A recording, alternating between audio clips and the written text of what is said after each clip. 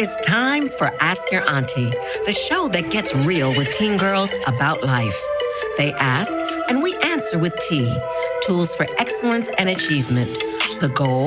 To help girls make better decisions in real time. When you can't ask your mom or G-Ma, ask your auntie. Now here's your host, Marissa Terrell, Esquire. Got questions? Ask your auntie. I'm Marissa Terrell, but you can call me Auntie M. I'm the director of the High Tea Society Foundation and the host of this podcast, Ask Your Auntie, where we provide sugars, also known as teen girls, with reliable answers to their questions. Now, we have a very special episode for you today. You know, the premise of our show is to have women of all ages share generational wisdom with our sugars. But you also know that it takes a village to raise a happy, healthy, discerning child, right? And that's why we know it's not enough for us to focus only on auntie advice. It's also important to hear from our uncles, our big sisters, and our cousins. So today we have a really good friend here. I've invited Uncle Xavier Epps. Welcome. Thank you. Thank you for having me. I'm so excited that you're here because you're like our first uncle. Great. Now, we met. Oh, God. How long ago has it been? It's been like 15. Oh my God, so long. Okay, years. it was through Deanna Jefferson. It was. Deanna, who used to intern with Jamal Harris, who was a fashion designer. Yep. Deanna is a fitness phenom and the best intern executive assistant I ever had. Okay, I miss her. Oh. Anyway, she's doing big things. Now you and were her. She's still our client. She's a legacy. You and her were a legacy client. Oh, look at of this. ours from 2010. That was 2010. Oh my God. So that started in 2010 when I started the corporation. So this will be year 14. Wow. So year 14. So we've been knowing each other a long time. So you have seen my trajectory and my sort of zigzag motions. But we're not talking about me. We're talking about you today.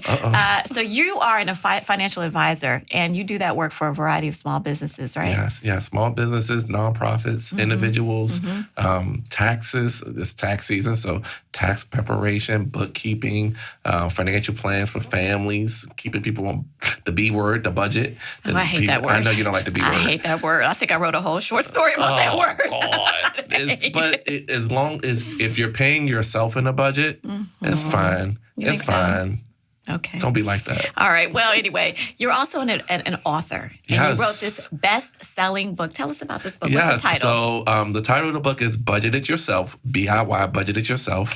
Okay. Escape to Financial Freedom. That's the trademark that I learned how to do from you in the very beginning. I'm like, I'm going to trademark and patent my slogan. Right. So Escape to Financial Freedom. If you see anyone trying to use it, let me know. Cease and desist.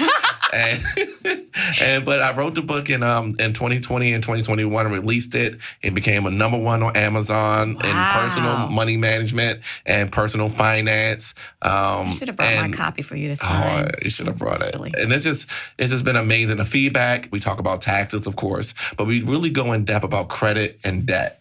And people don't understand the many different ways you can manage it. So I definitely try to touch on everything that's possible. I love that. I also love the fact that you get a whole book. That means it's a full conversation, not these little blips you get on social media, somebody giving this advice, that advice with no connection. Yep. So this is really great. And all of the illustrations are done by me.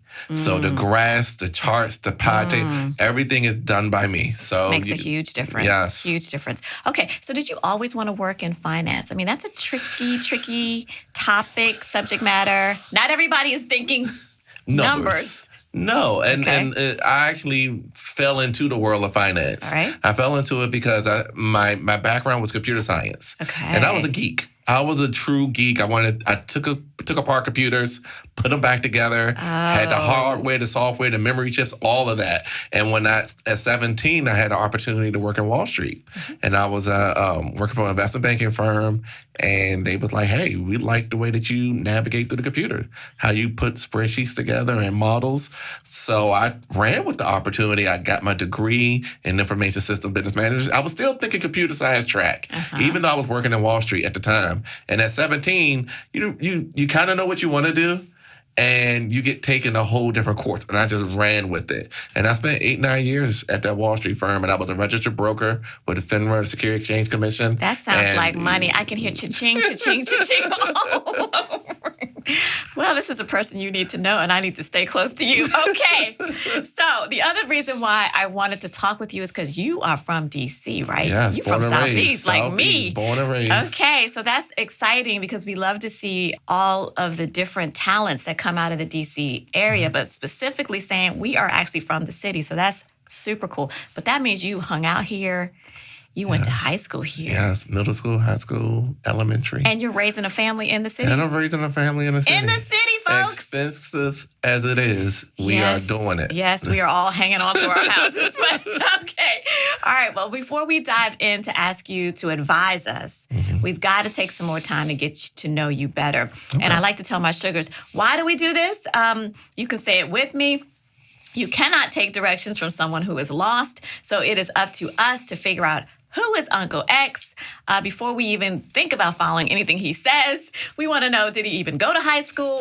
And if he did, was he successful? Did he make it out? Like, what happened? Like, we got to get through all of this. Okay, so tell us about growing up in D.C.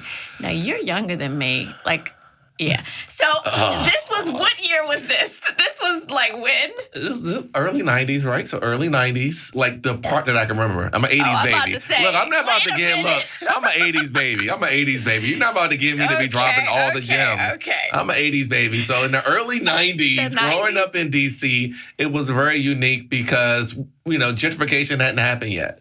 So even, you know, with my kids today, gentrification is so big. It's like I can't really relate to it because I didn't have that issue growing up in D.C. Yeah. It was purely African American. Like that's all we had to worry about is our own kind growing up. But, you know, growing up, it was very similar. But again, it wasn't because you didn't have the technology factor. You had Woodworth, you had. But you're talking about the glory. What about the grime? What about the crack wars? What about the danger of the 90s? No? It was. I try to forget that. Okay, because that's what I remember. Look, I try to look. I remember and going that's like because, this. like you said, I'm a little bit younger than you. So. Stop.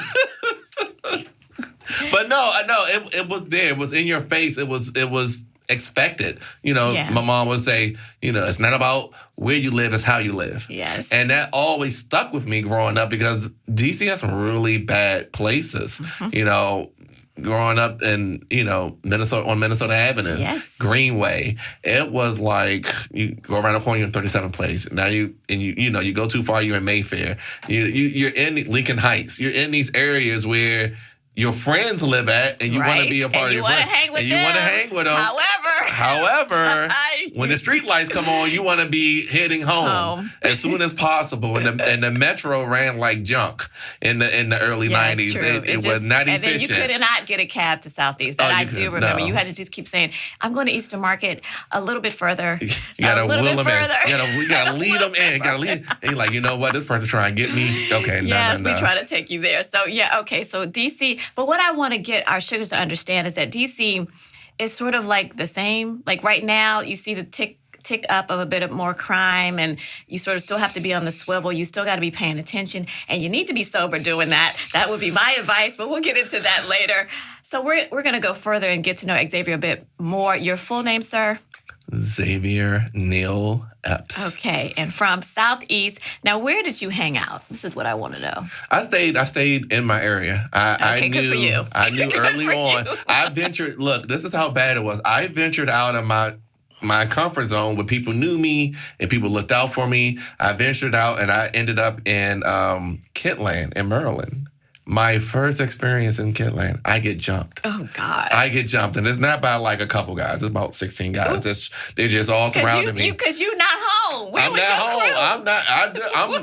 I'm calling my crew and they were like, you where? You where? What? What are you doing over there? I was going to get my hair. This is when I had hair. And I cut my hair off. I cut my hair off after that because I was like, never again. Never again. But it was really sacred. Like if you would go throughout D.C. and if people knew where you were from, they would test you. Yes. They would test you because they know you're not supposed to be in certain neighborhoods. So for me and, you know, my twin, my mom always said, stay outside, I can see you.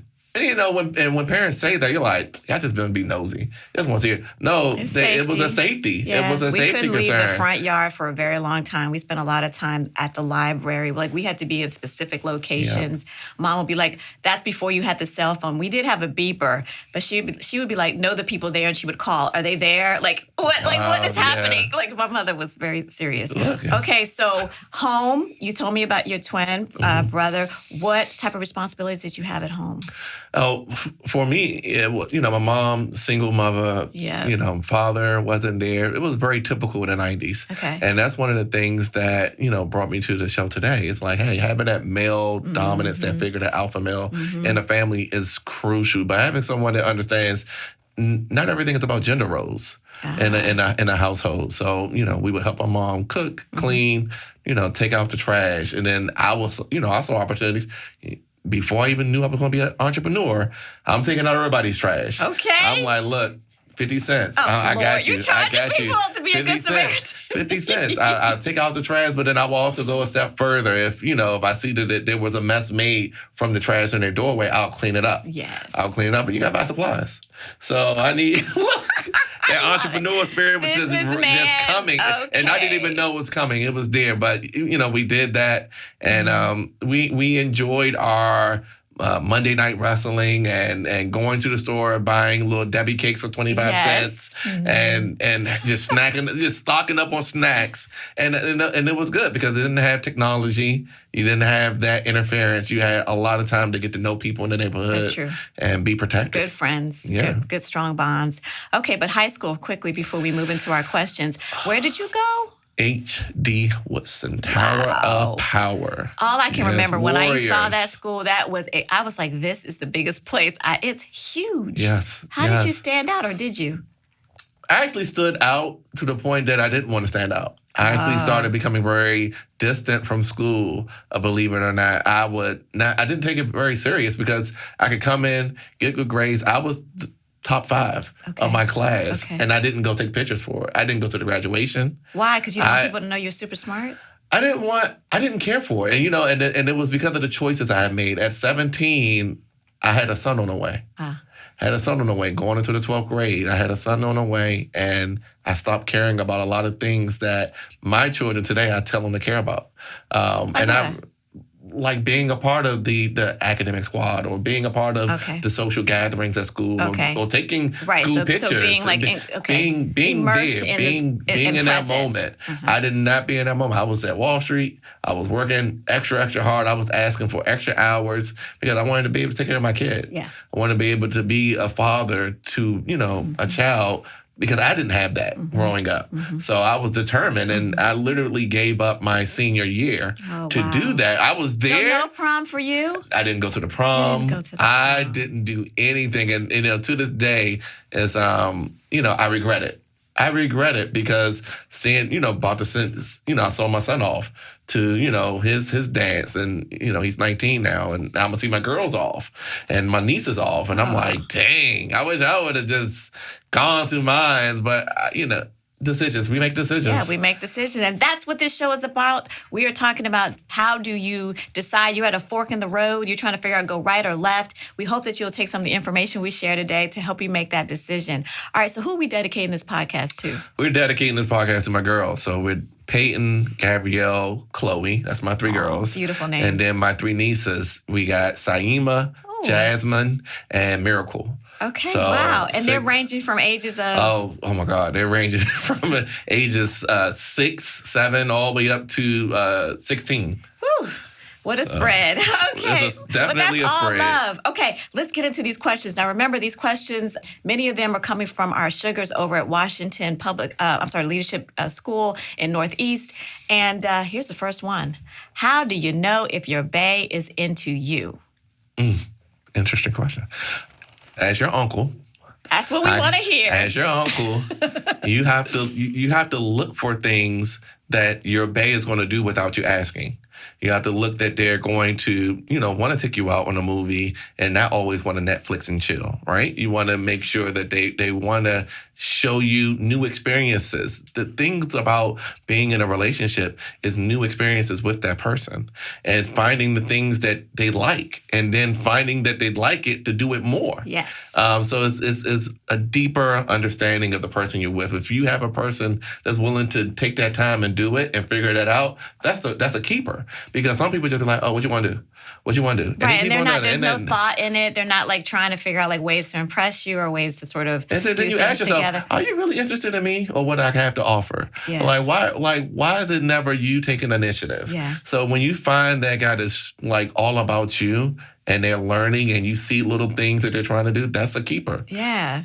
Okay, I love that. So, like, they're paying attention. Your favorite color is pink, so they're bringing stuff that's pink. They're doing things like we're talking like these are verbs. Okay, they are doing something. They're actions. Yep. Yes, Action, and we're not necessarily talking about money. We're talking about time. Time is crucial, and I've been married, been divorced, been married, and I can tell you, time is important, and you don't know how important it is until there's no more time.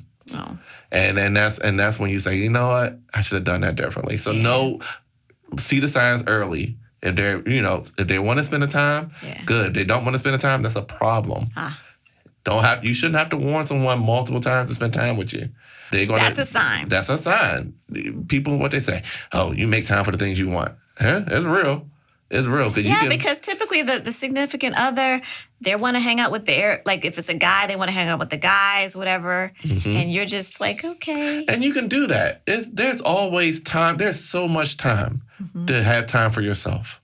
To have time. And your me time can be with your girlfriends. And his me time can be with his guy friends. Y'all can have that, and then y'all can come back together. And talk about the experiences and talk that about you what had that happened. are You different. won't believe what such and such said. Oh, my God. Yeah. There's more time fodder for it. conversations. Okay, that's a great answer. Thank you so much. Here's number 2. So I work after school and on the weekends. My boyfriend is always asking me for money or asking me to pay for food. What should I do? You should probably leave him. She should probably leave him. Sounds like he's a smoocher. It sounds like... this is an indication of what is to come, baby. All right, and then and guess what? The way the world is set up genetically, only women can have babies. Yeah. Could you imagine yourself pregnant, coming from work, he at home or he's wherever, talking about can I have some money? Right. I got a whole baby here. Exactly. We supposed to be building his life, and you worried about my paycheck. No, I need you to go get a paycheck so that I don't have to be on my feet all day working as hard as I am with a baby. It's things like that. You got to think, whenever you ask yourself a question, think futuristic. Think about what the future will be. What would the future be like if he asked that question 20 years from now? Yes. And he'd be like, think about yourself. 20 years from now, someone asking you that question, is that appropriate? Like, is that what you want? A grown man saying? No. So you probably want to nip that in the bud now. Like, look, don't ask me for no more money. I understand you're in between jobs. That's fine. But in the meantime, in the interim, we're going to do free stuff. That's right. We're going to do free stuff. We're going to do cheap eats. You know how I watch the Tony magazine? Yes. We're going to do cheap stuff. And you're going to do some with your little 50 cent, and I'm going to do some with my little money. And it's not even about that you're not trying to support them, but let's be real. If you lose your job, what can he contribute? Yeah. What can you have to save for a rainy day? You have to save for emergencies. Yeah. You got to have money for the unexpected. So you got to rethink that. If he's always asking for, not even always, if he's asking for it, it's a problem. You should be able to just do for him when you want to do for him. Not as not as your other job. Right. No, I'm not like, you're not my kid. Yeah. No, we're not going to do that. Right. And we know people go through hard times, but you're in high school. This is where you get to make these type of decisions. You're not married yet, so we're not talking about through thick and thin yet. Yeah, not yet. Nope. Okay. Nope. All right. Fantastic. That's good too. All right. Here's another one. Seems like we got a lot of money questions today. Okay. Here's another one. Okay. Boys my age have no money. Should I just date an older guy who has a job? And that's interesting because we touched on this a little bit. I tell my girls, my nieces and my daughters, that you shouldn't be worried about dating if the person can't get a job. So when someone says boys my age cannot get a job, are you saying because they're too young to get a job? And if that's the case, you probably shouldn't be dating. There's a season and a time for everything. Yes. So focus on your academics. Focus on any extracurricular activities that your school may have. Focus on something outside your school. Focus on your family. But most importantly, focus on yourself. Yes, build yourself. Because you're gonna have a whole lot of time to be dating. And it necessarily doesn't have to happen in high school. Yeah, you can have a little friend, you can have someone you committed with, but you don't have to have the titles. Because right now, the titles aren't warranted because the titles can't be supported. Right, and then you look at like social media and you're thinking, oh, wow, they're dating and he's buying her bags and he's doing it. That man is grown up. He has a job. So that makes sense in that phase. But when you're in school... And then plus, these grown men have other objectives, don't they, Uncle? Motives. They have nothing's for free. Nothing's for free. You other pay alternative one way or the other, baby girl. A lot of these men, older men, nefarious reasons why they want to date younger women, because they know that they're at a stage that they're still a little naive. Right. And women mature much faster than men. And that's why you have an older man looking for a younger woman, because he knows a younger woman is more naive. But he knew he couldn't pull something like that with someone of his age. Right. So that's why he's looking younger. Think about that. Like, why is this guy so interested in me? I'm 17 or I'm 18. He's 23, 24. Why is he so interested in me? It can't be because I'm super mature. It got to be something. What is it that I'm missing? Look for the signs. Because most likely it's something that you're doing or saying that he knew he couldn't get away from someone that was in the same age bracket. But again, if you're focusing on what you should be focusing on, academics and school and everything like that, by the time that boy that is in your peer group is as of age, they can get a job. Yes. And then they could afford the things, or they could start to give you things that involves monetary value. But you can't worry about that. If you're worried about that now, there's probably a good reason. And that reason is you're too young. You're too young. You're probably too young to be working. So why are you worried about the person having money? Yeah, you've got to and plus this is the time when you're building your personality. You're figuring out what you like, what you don't like. You're trying to figure out your career and where you want to go. Don't distract yourself with this other stuff, because relationships, there's drama there. Yes. There's always drama there because you're dealing with another person and their wants and needs. Yep. Okay, so don't get in too heavy. All right, very good. We don't want you dating an older guy. Period. Okay, period, the end. Yep. Save that for when you're older. Yeah, save it when you're older. All right, so here's a question. I got accepted into college in Georgia, but my boyfriend did not. He wants me to stay home in D.C. What should I do? What should I do, Uncle X? And that's interesting. I would... A part of me says, well, did your boyfriend get accepted anywhere? Because it sounds like you both graduated from high school together. You're both applying for colleges. You got accepted to a college and he didn't. So did he get accepted anywhere? Because that will be a true indication on how you move next. Now, if he didn't get accepted anywhere, where's mine then? If he's just like, look, I'm just going to stay at home. I want you to stay at home with me. I'll figure something out. No, I'm gone. Red flags. I'm gone. I'm on that midnight train to Georgia. I'm gone. Like, I'm not about to stay here. I'm not about to stay here while you try to figure out life, because life is starting to develop for me. I don't want to, you don't want to miss out on these opportunities because, again, you don't get these opportunities again. Yeah, one time, one life. Your life is like a chessboard. You trying to figure out one step at a time. Yep. And you got to be, and I played chess for so many years. You have to be very strategic. Right. You have to be 3 or 4 steps ahead. And when you're African American, you got to be 5, 6 steps ahead. Right. It is really, growing up in this society, it's not. So that means you got to be a step ahead of the competition of your counterparts. And you can't have a boy or a significant other or someone that said they support you and they want you to be successful holding you back. It's very selfish of him to say, I don't want you to go. Yeah. Selfish. Right. Call it what it is. This is not about, do you love me? No. Does he love you? Love ain't got nothing to do with it. Does he love you? Because he would want to see you grow. Yes. All right. How about this one? I'm saving for a Gucci handbag. Okay. But no matter how hard I try, I can't save enough. Okay. Can you recommend a trading app or a sports betting app that I should use? Where can I get some fast money, Uncle? This, you reaching. You a little risky. Me and Jamie Foxx, we shouldn't put some money on MGM? No, you're a little risky. You're a little risky. You know what? Do this. Do me a favor. And, I'm your uncle, and then hopefully you have other uncles in your life that don't mind supporting your endeavors of buying purses, right? So let's do this. Put that a picture of the purse on your nightstand, on the wall somewhere, right? Yes. Save up as much as you can. Throw out there in Facebook. Look, we live in a world now that people ask for all type of money, for all type of reasons. Look, be honest. Hey, everyone, I saved half for this Gucci bag. This is the Gucci bag that I really want.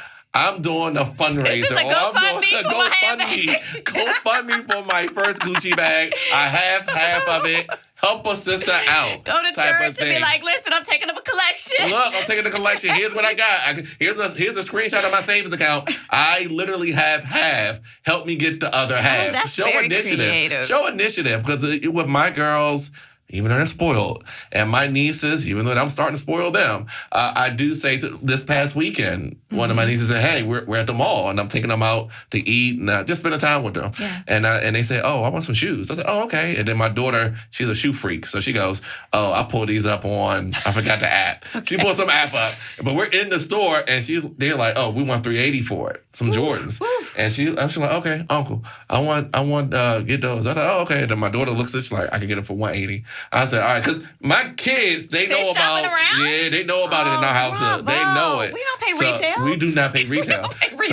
So then I took it a step further. I said, look, show me bees. All bees. I got it. I'll go get it. I'll get it from this store, or we can order online. Yeah. I'll get it because she's having a tough time with school. I said, show me that you want this. Mm-hmm. And that's the same thing that you can do. Ask somebody, look, what would I have to do? Go to a parent, an uncle, an aunt.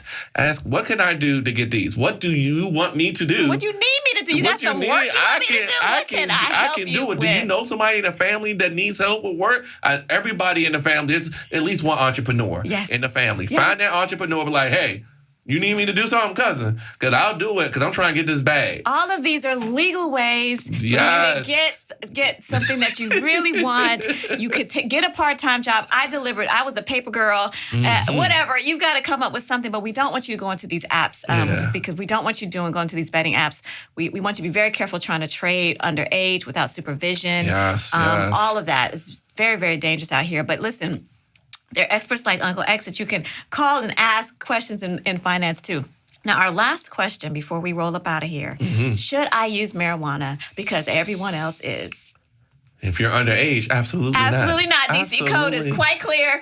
Under 21, absolutely not. No. Illegal. You could get hemmed up if they so choose, right? They're not necessarily enforcing right now, but they could at any moment. Yeah. And you have to understand, the reason why, and I know government has all this red tape, but sometimes the red tape is good.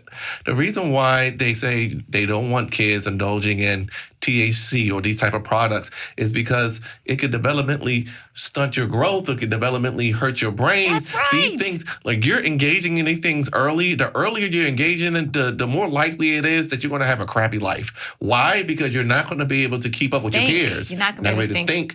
You're not going to be able to function. Yeah. I know they say that, you got to function to crackheads. Look.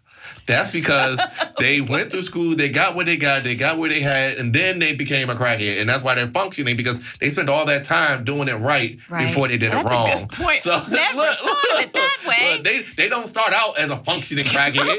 They eventually got there, right? They started doing good.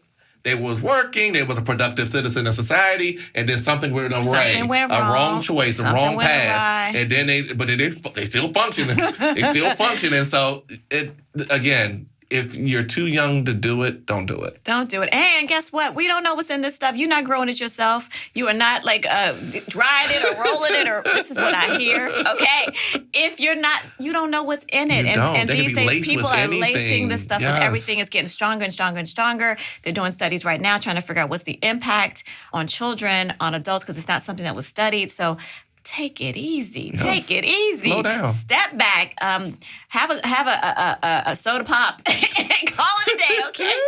We don't want you to experiment with your life, baby. You only have one. Mm-hmm. All right. I think we're almost at time here. All right. Thank you so much, Uncle X, for sharing your tea with us. You know, growing up in D.C. is hard, but Sugar, you don't have to do it alone. Join us every week for reliable answers to your questions.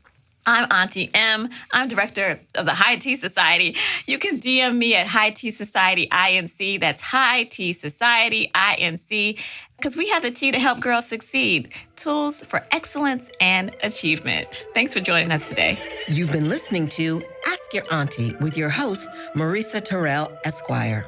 The transition from girlhood to womanhood can be difficult without guidance.